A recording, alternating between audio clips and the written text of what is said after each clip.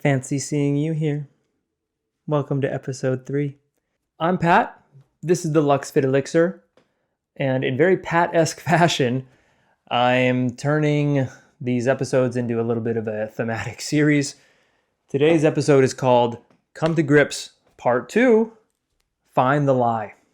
During episode 1, I was kind of just shooting off tangents of all these ideas. And I wanted to go over 3 of them and flesh them out a little bit.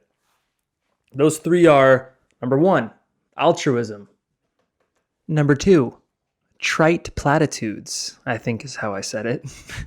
And number 3, the one we're going to start with today, navigating the modern world as a species that's existed on the earth much longer than technology has.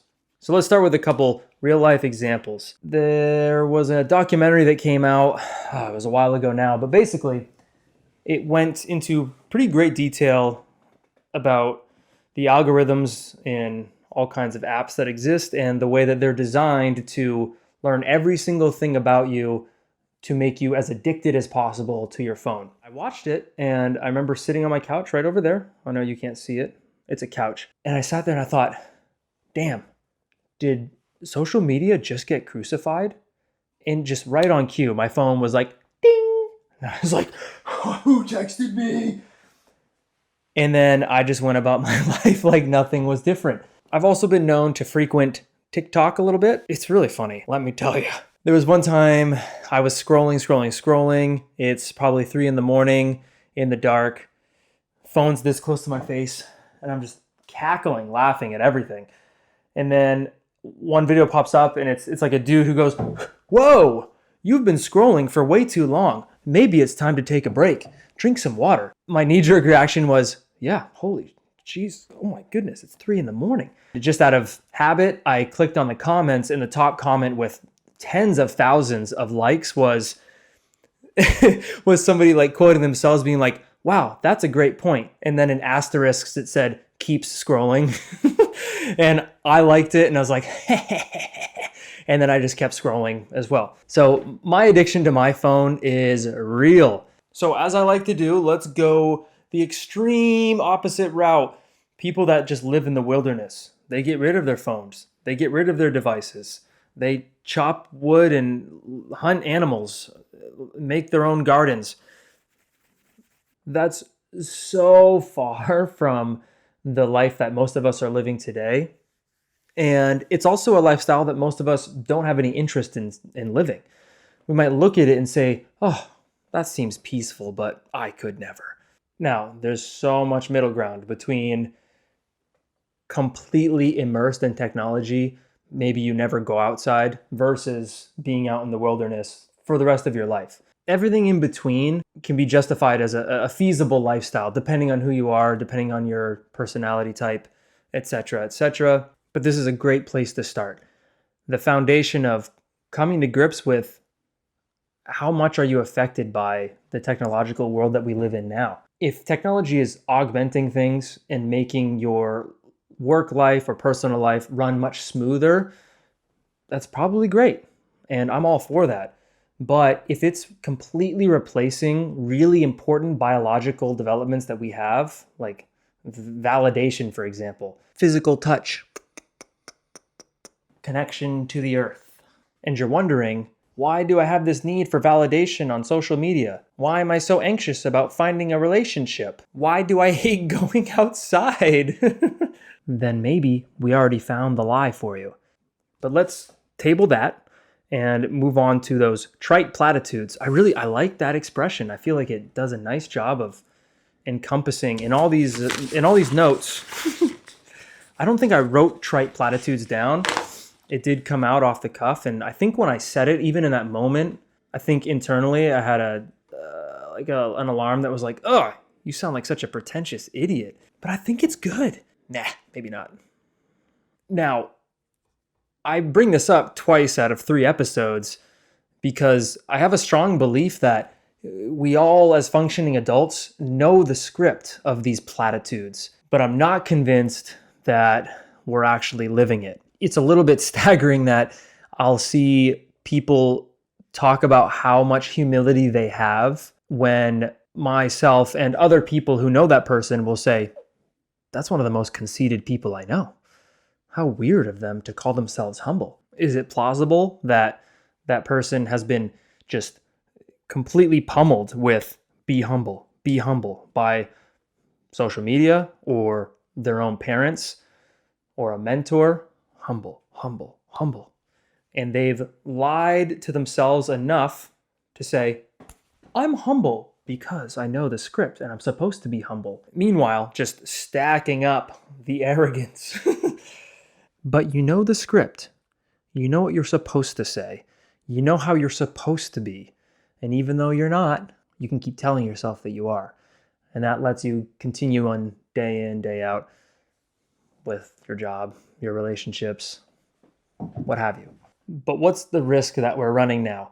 You begin to hold yourself to this excellent standard, even though you have not laid down the foundational blocks to be that person that you know you're supposed to be.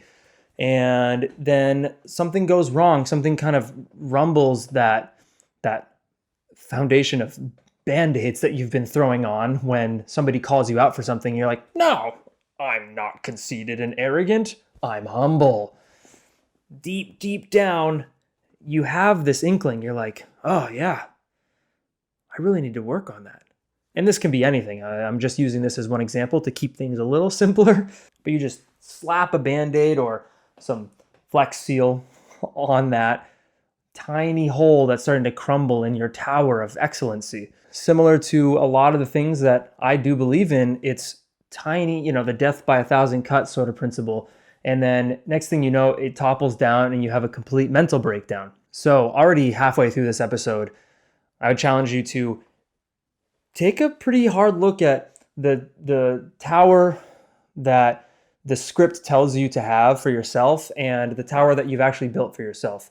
Try to separate those out, assuming that you're not flawless, and see if you can find one of those connections that you've made that is actually faulty wires. And they're, and eventually they'll break apart. So now we've fleshed out those first 2 points. The modern world and the way that it's potentially replacing some of these vital reinforcements that we've had as humans for so long, and really only in the last, half century or so, has really shifted. I think a lot of us might be struggling to adjust to that. Plus, all the catchphrases, the platitudes that have built this facade of be humble, have empathy, all the things. But as soon as one person cuts you off in traffic, it's both fingers in the air, and you're just wishing death upon them and every member of their family. Whew. It's kind of intense, actually, because I've been that guy a lot of times. But this brings me to the final point, altruism. I find this idea really fascinating, and this idea of being selfless, helping others. And we've really romanticized it as like this saintly behavior of I'm somebody who's going to just go live in the streets and help the poor so that they can have their loaf of bread or whatever, and I'll do it for the rest of my life until I go through the pearly gates or whatever you believe in.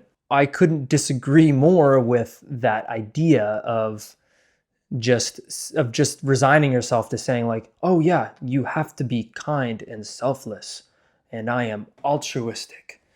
And that was the point that I not so elegantly got to in episode 1, and I can't really remember how I said it, but the idea was that we treat altruism like I become a better person by helping others. And my argument is you become a better person by helping yourself. And this comes back to this really dicey theme I have here, which is to self-serve first. And that is what eventually leads to helping others. You become a true symbol of kindness if you do truly love yourself. And we can add that to the facade, right? We'll see all kinds of iterations of that too. One of my favorite ones is the idea of a toxic relationship. That one's so common on the internet. And when I see one, I'll see a meme and it says, 8 p.m., I'm so done with her. This relationship is so toxic. She texts me at 9 p.m. Oh my God, yes, babe, hey. It's funny. But is it funny because you've been there and it's relatable and you've grown and moved on from that sort of behavior? Or is it funny because you keep repeating that behavior and laughing at it is a coping mechanism? And you actually are that person who is getting back together with that ex that you just know your relationship is not good and you just keep going back and you can't stop. And that's just one example, and hopefully that's not you, but I do hope that you can find something in your life that is similar. It's a repeated behavior that, let's say, you'd be embarrassed to tell a group of strangers about, right? You'd be... Is this thing live? Yes. Oh, okay. Thank you. Thank you, everybody, for coming to I'm Embarrassed 101. I just wanted to let everybody know that my girlfriend cheated on me, and then I went through her phone and read all of her text messages, and we got in a really bad fight. I actually had to call the cops. It became a little bit of a domestic situation, and we were split up, and I went to live with my parents for a while, and then she texted me a few months later, and we got back together. But that was a few years ago, and I think you'll all be happy to know that for about 7 or 8 months after that, we split up. But then we got back together because it was just, like we love each other. It was so comfortable, you know? Thank you for coming. I'm really embarrassed. Not based on a true story. So that's a pretty intense and maybe realistic example of people exhibiting a behavioral pattern that most would consider detrimental to that person. Now, things like this exist everywhere. And it's not just toxic relationships. It's just there are so many behavioral patterns that I'm not a professional in this field at all, but a psychologist or a psychotherapist or a psychoanalyst or like somebody who's like an analyst and a therapist together, they would be able to observe tons of people's patterns and say, that's not good, we need to address this, etc., etc., etc. It's not my place to talk about that in great detail, but this does come back into the point I'm making about altruism and loving yourself first. But here we go with the final point. The idea of practice what you preach, to kind of stay on brand with another thing that you hear all the time. And I think that practicing what you preach does work. You'll see a lot of, there's a lot of transparency. I live my lifestyle in X, Y, and Z ways. And I strongly believe that if you implement these behaviors, you will also live a little bit more of a fulfilling life. But that's only in theory. In practice, what I see is that very few people can or even want to live a carbon copy lifestyle of another person. So someone might be living a crazy different lifestyle from what they preach, but it can still work. Is it going to help you become a symbol for kindness? I don't know. Let's do another crazy example. This is my favorite thing. It's clearly my favorite thing to do after a few episodes of this. Let's take it into fitness. I am a personal trainer. I'm a fictional personal trainer. This is not the real me. And I am working predominantly with people who want to lose weight. They're obese. I'm taking them through their programs and also helping them with some guidance on their lifestyle. And predominantly, what's that going to be? Maybe don't eat late at night, maybe reduce the alcohol consumption. And by maybe, I mean definitely, right? I'm going to be pushing that really hard. It's like, if you really want to lose this weight, you really got to stick to these behaviors. If you sell it well, people will be like, wow, yeah, I believe that. And you know what? Pat must really be dedicated to that lifestyle. Meanwhile, fictional Pat goes out that night, I get plastered and I do a bunch of lines off the bathroom counter, and then I eat a whole pizza by myself at 3 a.m. Is that person still going to lose weight? Probably. But is this a short-sighted approach to life? Maybe. So the real point I'm making here is that this is another one of those find the lie scenarios where You will justify your lifestyle and your behaviors that are pretty shitty, but maybe it's you still look good and you feel pretty good, you're pretty young. You're helping others, right? I'm helping people lose weight. Fictional Pat, even though I drink way too much and I do way too many drugs and I eat horrible food in the middle of the night, I'm still helping people lose weight, so I'm a good person. But if I'm fictional Pat and I'm 25 years old, am I still gonna get away with that same lifestyle when I'm 40? Nah. Real life Pat is not really picking up what fictional Pat is putting down. In summation, I would never tell anybody how to live their personal life or do their extracurricular activities because, again, very few people can or want to live an identical lifestyle to a role model even. So you should just always be exactly who you want to be as long as happiness is in tow in one hand and kindness is in tow in the other hand. None of us are going to just figure this out immediately, and almost everybody, even the people who you observe that are on the surface, seem like they have everything together. Their head is on their shoulders so straight. I have some slightly troubling news. That person makes mistakes pretty often, but it's all about what you do with those mistakes.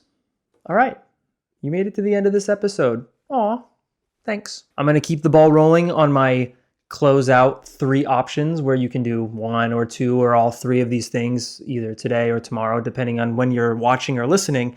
I'm going to stick with the same easy option, which is drink a half a gallon of water. The medium option, I'm going to slightly change. I want you to find a stretch that feels good, no pain when you do the stretch, and hold it for 2 minutes. And if it happens to be a unilateral, like a single-sided stretch, do 2 minutes per side, okay? And then the hard option, which is, oh my goodness, this is so hard. I'm going to try it too this week, maybe tomorrow. I'm just kidding. I do it every single night. I lied. I barely ever do it, which is to not look at your devices like an hour or 2 before bed. It is so hard, but oh my goodness. Oh, great heavens. It is so effective.